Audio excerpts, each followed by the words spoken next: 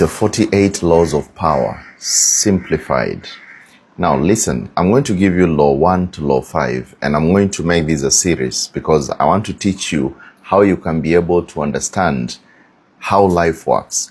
Law 1, never outshine the master.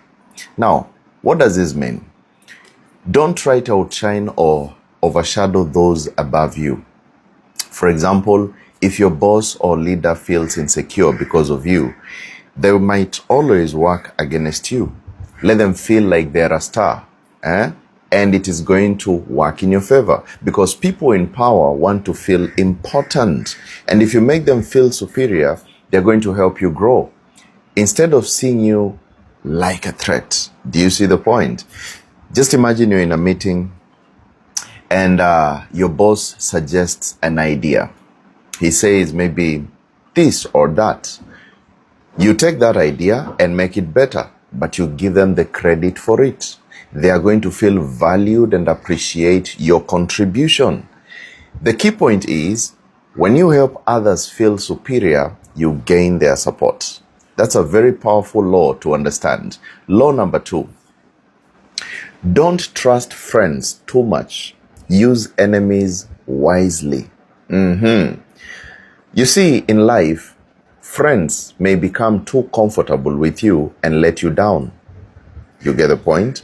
But enemies are motivated by the need to prove themselves. They are going to work harder to gain your trust. And when someone has been your enemy and switches to your side, they are going to put in a lot of effort to prove their loyalty. They know they have something to prove. And that's why one of the things they're going to do is to try to work as much hard as possible to prove that they're good to you. So it is all for your advantage. Let me give you a good example. In the world of business, Steve Jobs and Bill Gates were competitors, but they both came to respect each other and eventually worked together in different projects. An enemy turned ally is often the most loyal. You see, that's a good example to understand. So the key point is, turn your enemies into allies. They are going to often work harder for you even more than your friends. Okay? Law number 3, conceal your intentions. Now, you need to keep your plans and your strategies a secret because if others know what you're doing, they will either copy it or block you from succeeding. Why do I mean? Or why do I mean this? Or why do I explain this? Listen, get a point here, which is very important. By keeping your true intentions, you know what happens? When you keep your true intentions, you hide them well. You keep people off balance. And these kind of people won't know what you're planning and cannot stop it or even compete with it because it is in you. For example, think of a chess player who sets up a long-term strategy. They don't show their hand. They wait for the right moment to make the move. Similarly, in business, don't reveal your next big idea until you're ready to launch. Because misconception is power. Let your actions speak louder than your words. Number 4, always say less than necessary. Very important. The more you talk, the more you risk saying something that can hurt you or reveal your hand. Speak less and keep your power intact. How many times do people speak so much that it actually costs them? Because people are more likely to listen and take your words seriously if you don't overwhelm them with unnecessary talk.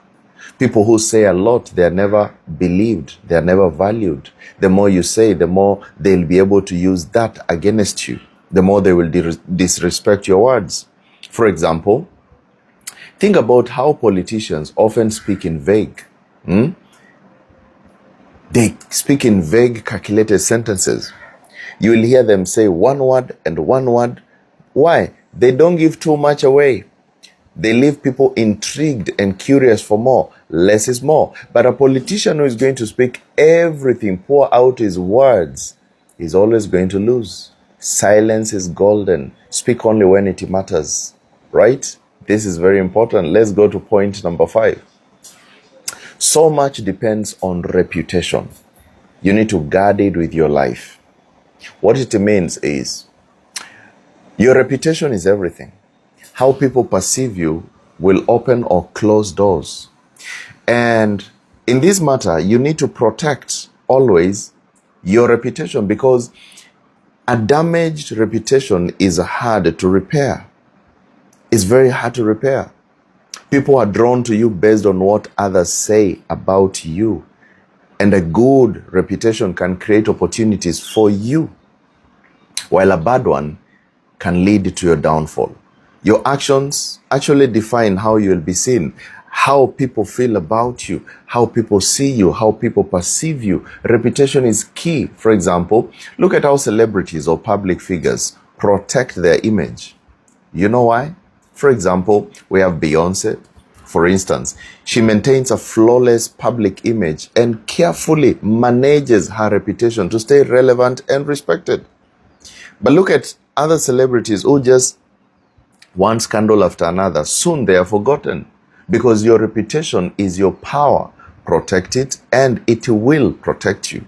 So this is the first law to the fifth law under the 48 laws of power. I'm going to do much more because I want to make this a series so that you can be able to be smart and become the best value of your own self. Have a good time.